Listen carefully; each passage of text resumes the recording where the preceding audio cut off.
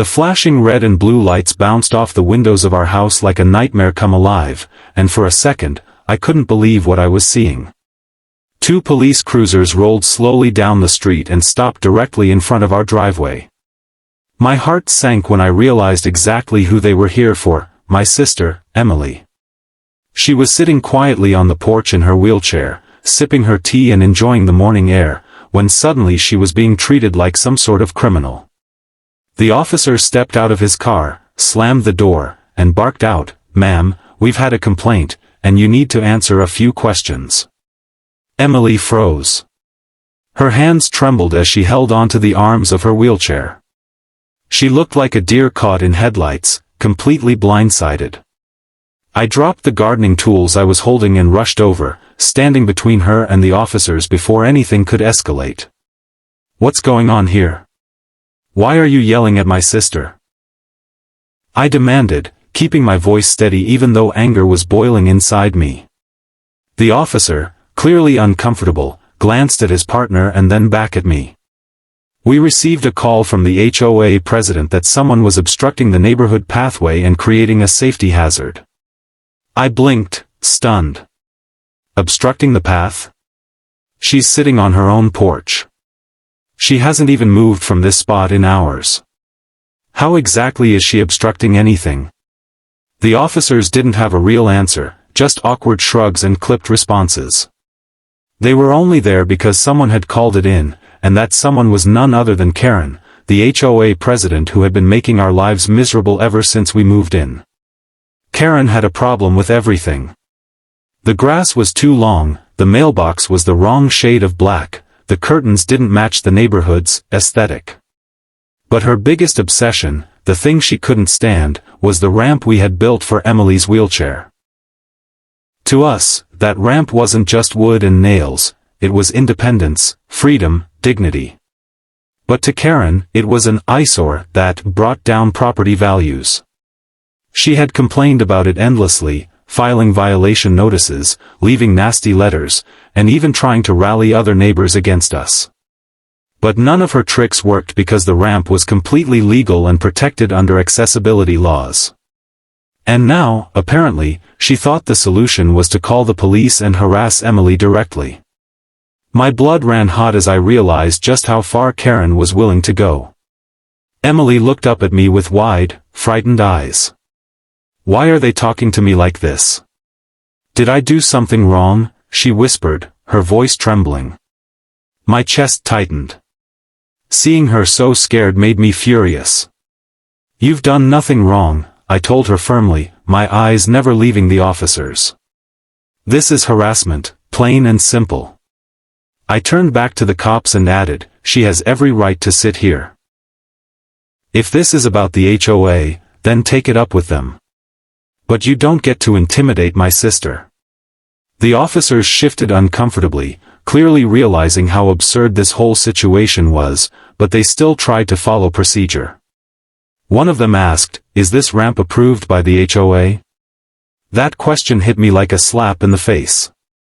"Approved by the HOA?" I repeated, my voice rising. "This is her home. She doesn't need HOA permission to live here with dignity. She doesn't need your permission. This ramp is her lifeline. Without it, she can't even get in or out of the house." Emily shrank back in her chair, tears forming in her eyes. She had always been tough, always trying not to let her disability get her down, but moments like this chipped away at her strength. It was humiliating, being treated like she was some kind of problem just because she used a wheelchair. I clenched my fists, every instinct in me screaming to protect her. That's when I heard it. The clicking of heels across the pavement. Karen emerged from her house across the street, her phone clutched in one hand and a smug smile plastered across her face. She walked toward us like she owned the entire block, her voice loud enough for the neighbors to hear. "Thank you, officers, for coming so quickly. This has been a real issue for the community. We can't have people loitering in wheelchairs outside their homes. It sends the wrong message about our neighborhood." For a moment, I was too stunned to respond. Loitering in wheelchairs? Did she really just say that? The officers' faces told me they couldn't believe it either. Even they seemed taken aback by her cruelty. Emily let out a choked sob, and that sound shattered me. No one should ever have to hear their existence described as loitering. No one should ever have to feel like they're a burden just for being alive. Karen, however, didn't stop. She jabbed her finger toward the ramp. That ramp has been a problem from day one. It's ugly, it doesn't meet community standards, and it lowers property values. I've told you before, it has to go. And if she can't live here without it, then maybe this isn't the right place for her. I swear the world went quiet for a second. Even the birds seemed to stop chirping. Her words hung in the air like poison. I felt a surge of rage so strong I had to clench my jaw to keep from yelling. Emily broke down, tears streaming down her face. My protective instincts kicked into overdrive. I stepped forward, standing toe-to-toe with Karen, my voice steady but burning with anger. You don't get to decide who belongs here. You don't get to harass my sister. She has more right to be here than you ever will. And if you think I'm going to let you treat her like this, you've got another thing coming. The officers looked trapped in the middle of something they hadn't signed up for. They clearly didn't want to be involved in petty HOA drama, but they also didn't know how to walk away without making it worse. Karen crossed her arms, smug again, thinking she had the upper hand because she had the rules on her side. But what she didn't realize was that my family wasn't alone in this fight. What she didn't know was that help was on its way, and when it arrived, it would change everything. Because at that very moment, headlights appeared at the end of the street. A familiar truck pulled in, and I felt the first wave of relief I'd had all morning. My twin brothers, Jake and Ryan, had just come home. The rumble of the truck's engine echoed down the street, and I could feel the shift in the air before the vehicle even stopped. The police officers glanced over their shoulders, Karen stiffened like a cat caught doing something wrong, and Emily's tear-streaked face softened just a little as she recognized the headlights. It was Jake and Ryan. My twin brothers, both of them Navy SEALs, both of them men who had stared down enemies most people couldn't even imagine. If there were two people on this planet who could handle Karen and her petty games, it was them. Their truck pulled up right behind the police cruisers, and both doors opened at the same time.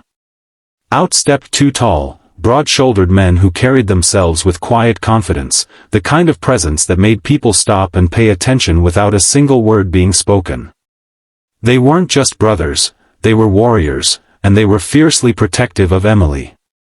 The second they saw the flashing lights, the officers standing awkwardly by, and Karen waving her arms with that smug grin, they knew something was wrong. Jake was the first to move. He walked right up to Emily, crouched down beside her, and gently brushed a tear from her cheek. "Hey, sis," he said softly, his voice calm but filled with steel, "don't worry. We're here now. Nobody's going to mess with you." Emily let out a shaky breath, trying to smile through her fear. Ryan, on the other hand, turned his full attention toward the officers and Karen. His eyes narrowed as he took in the scene. "What exactly is going on here?" he asked, his voice low but commanding, the kind of voice that made men twice his size sit up straighter. One of the officers cleared his throat nervously. "We, received a complaint from the HOA about the ramp and, potential obstruction." He trailed off because even saying it out loud sounded ridiculous. Karen, however, seized the chance to butt in. "That's right," she snapped, stepping forward like she was the one in charge. "This ramp is a violation. It's ugly, it's not approved, and it lowers property values. And she pointed at Emily, her finger sharp and cruel, sits out here all day, making the neighborhood look like some sort of charity ward. It's unacceptable, and I won't allow it." Ryan's head turned slowly toward her, and in that moment, even Karen faltered under his stare. It wasn't loud, it wasn't violent, it was pure, controlled authority. "You won't allow it," he repeated, his voice dangerously calm. "This is her home. This is her life. And you think you have the right to dictate whether or not she can have access to it? You think you can decide if she belongs here? Karen tried to hold her ground, but her voice wavered. It's against the HOA rules. I'm just doing what's best for the neighborhood. We have standards to maintain. Jake stood then, his tall frame towering over Karen. Let me explain something about standards, he said evenly. My sister has been through more in her young life than you could handle in 10. She's stronger than you'll ever be, wheelchair or not. And this ramp? This ramp isn't a violation, it's her freedom. You want to talk about lowering standards? Calling the cops on a disabled woman for existing is the lowest thing I've ever seen. The neighbors who had been peeking through their blinds began to edge closer, stepping onto their porches, drawn by the rising tension. Some whispered to each other, shaking their heads at Karen's behavior. The officers shifted uncomfortably, clearly wishing they could be anywhere else. But Ryan wasn't done. He pulled out his phone and started dialing. You want to talk about rules? Let's talk about laws. Federal laws. Because what you're doing right now isn't just harassment, it's a violation of the Americans with Disabilities Act. And I promise you, the county will be very interested in hearing how the HOA president called the police to intimidate a disabled woman for having a legal ramp. Karen's face turned red. She flailed her arms, trying to regain control. You can't threaten me. I'm the president of this HOA. I make the rules here. Ryan held up a finger, silencing her instantly. No. You enforce rules. And those rules stop where federal law begins. You're not above the law, Karen. And tonight, you crossed a line. Jake turned back to the officers. Gentlemen, I know you were just responding to a call, but you can see what this really is. This isn't a safety issue. This isn't a crime. This is harassment by an HOA president with a personal vendetta. I suggest you write that in your report. The officers exchanged glances. One of them finally said, We're not here to enforce HOA disputes. This doesn't belong to us. We'll note the call, but that's as far as it goes. Their tone carried a subtle apology, like even they felt guilty for being part of Karen's charade. Karen, realizing she was losing control, raised her voice to the neighbors who were now watching openly. Do you all want to live in a place that looks like a hospital?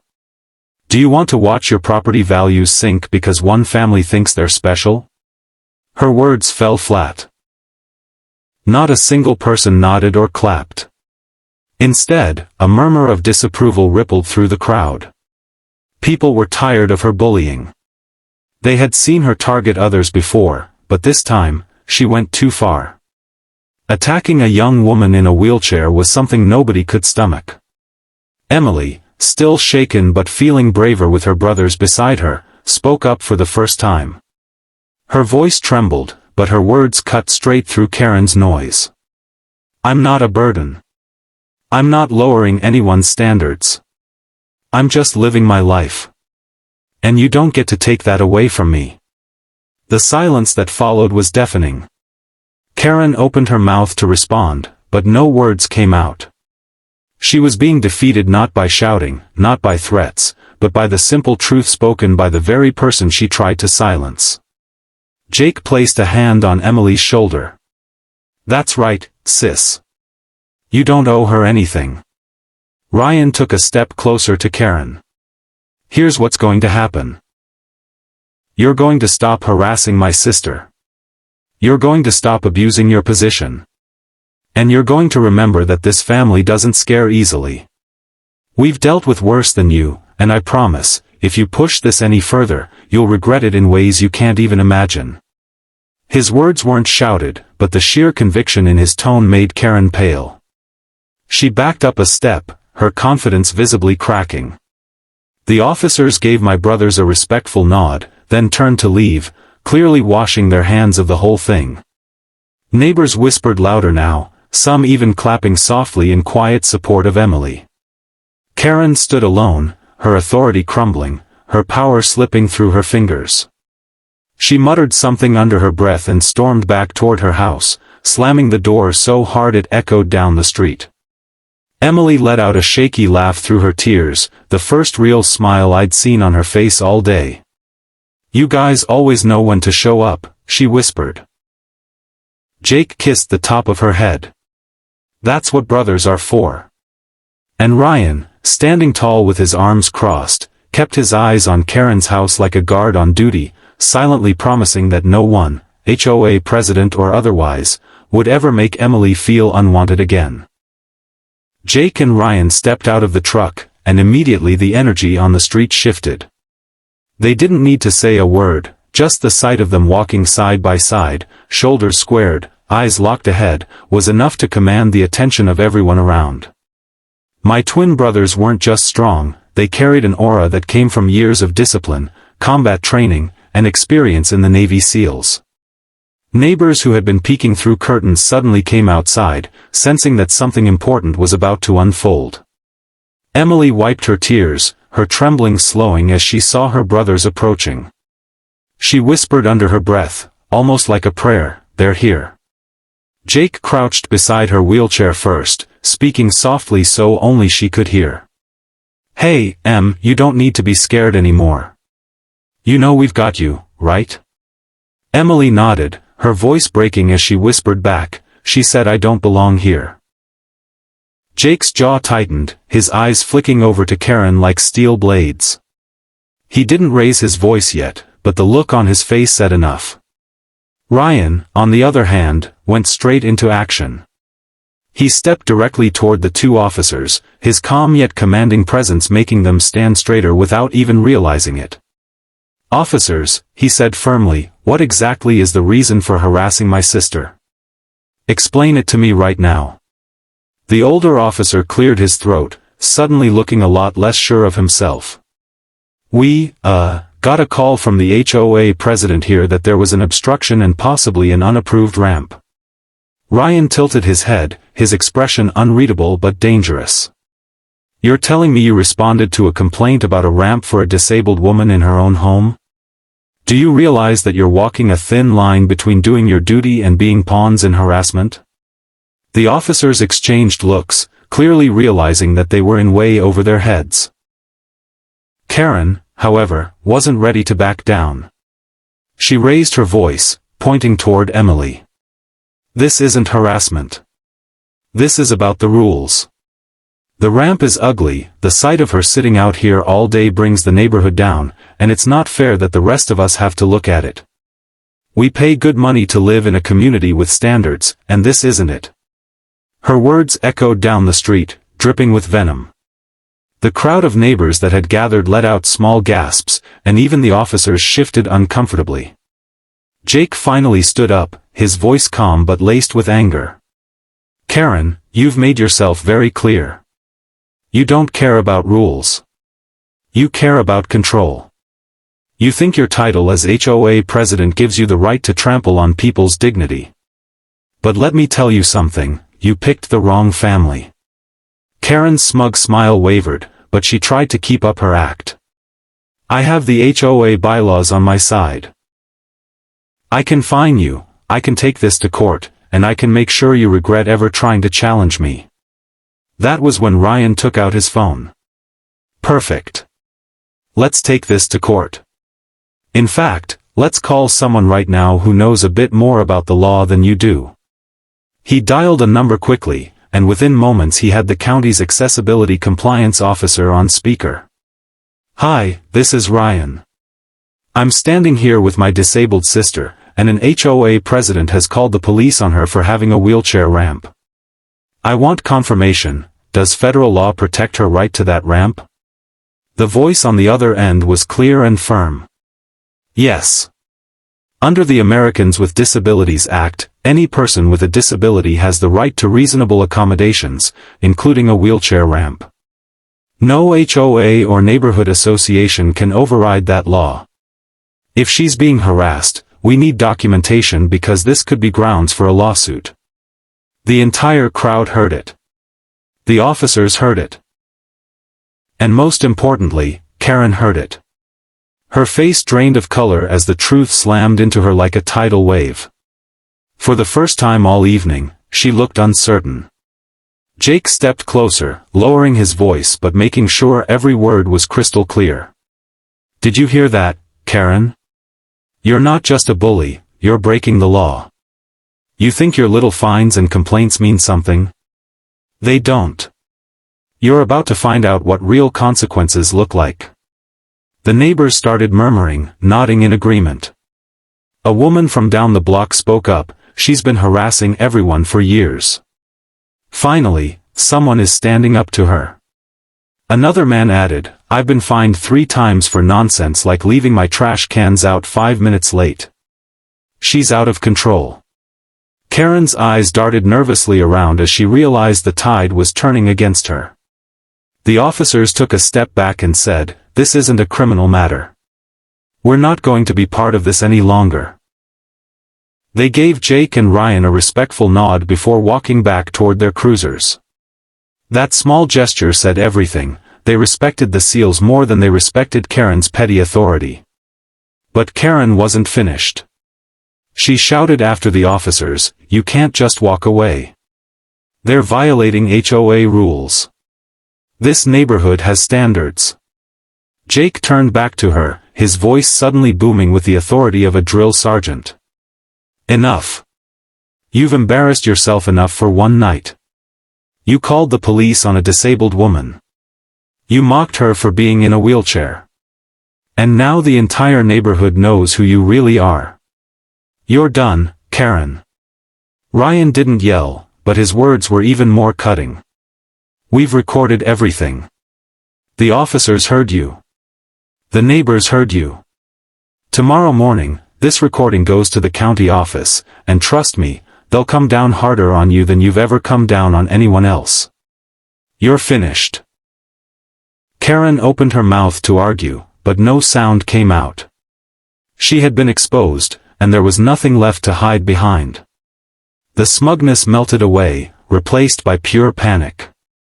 For once, she didn't look like a queen sitting on her throne, she looked like a cornered animal, desperate and humiliated.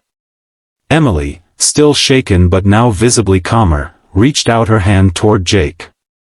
He held it gently, giving her a reassuring squeeze. "You're safe," he whispered. "We won't ever let anyone treat you like that again." She nodded, her tears drying, her lips curling into the faintest smile. The crowd began to disperse, but not without a few claps and words of support directed at Emily. "Stay strong, sweetheart," one elderly neighbor said kindly. Another neighbor shook Ryan's hand, thanking him for finally putting Karen in her place. As the last rays of sunlight faded, Karen stormed back into her house, slamming the door behind her.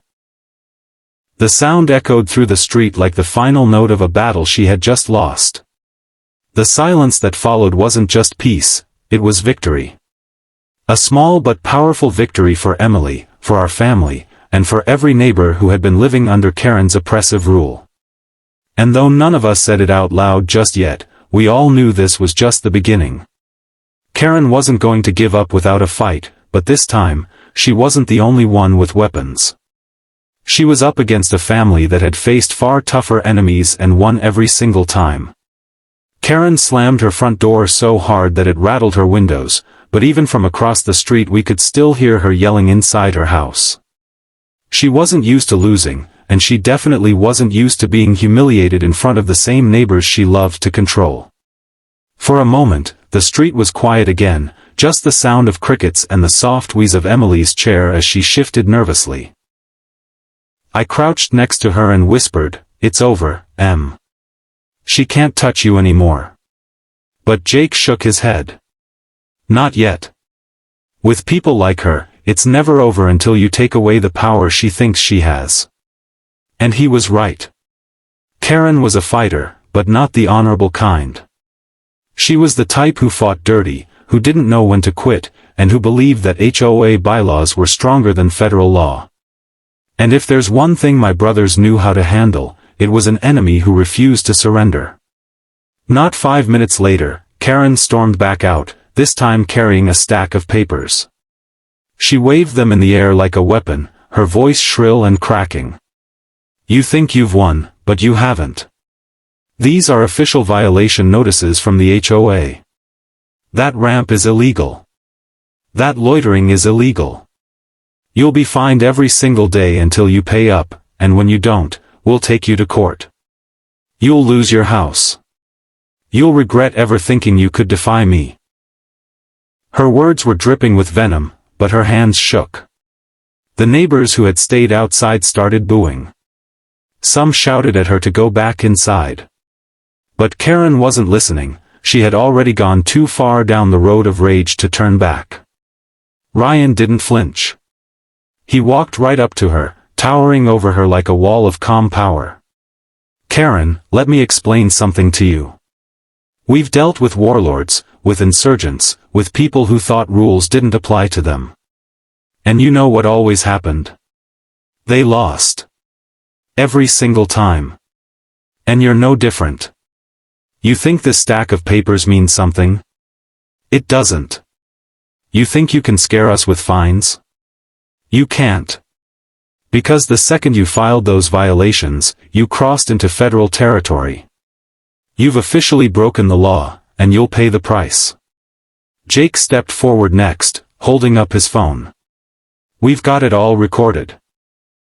Your words about Emily, your attempt to use the police as your personal attack dogs, your threats, and now this. Tomorrow, the county gets a copy. The state gets a copy. And if necessary, the federal government gets a copy. You're not just facing us, Karen. You're facing laws that are bigger than you'll ever be. The neighbors cheered at that. Someone even clapped loudly, shouting, finally, someone's shutting her down. Karen's face turned red, then white, then red again. She tried to talk, but her voice cracked under the weight of her own desperation. This is my neighborhood. I make the rules here. Jake didn't miss a beat. Wrong. This is our neighborhood.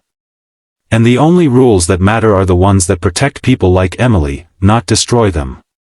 You've lost your grip, Karen. Everyone sees it now. The cops walked away from you. The neighbors are against you. And tomorrow, your own board will be forced to face the truth. You're done. Emily, who had been quietly watching, suddenly raised her voice. It was shaky at first, but then it grew stronger. Karen, I'm not ashamed of this ramp. I'm not ashamed of this wheelchair. You tried to make me feel like I don't belong here, but I do. This is my home. And no matter what you say or do, I'm not leaving. The crowd erupted in cheers. Even people who had never spoken up before were clapping, shouting their support for her. I looked down at Emily and saw a fire in her eyes that hadn't been there earlier. My sister, who had been trembling with fear just minutes ago, was now standing tall in spirit, refusing to let Karen take anything more from her. Karen looked around, and for the first time, she realized she was completely alone. No allies, no board members to back her up, no officers to enforce her petty demands. Just a whole street full of people who had finally had enough of her.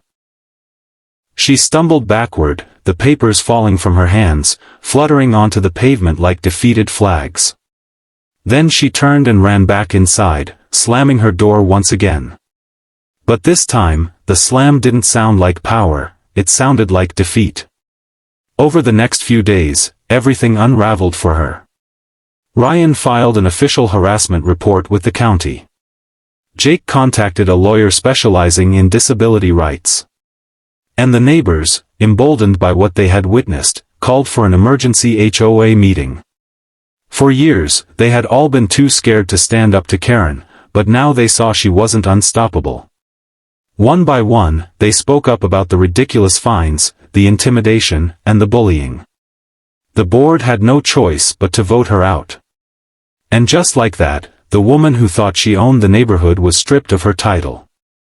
When the announcement came that Karen had been removed as HOA president, the street erupted in celebration.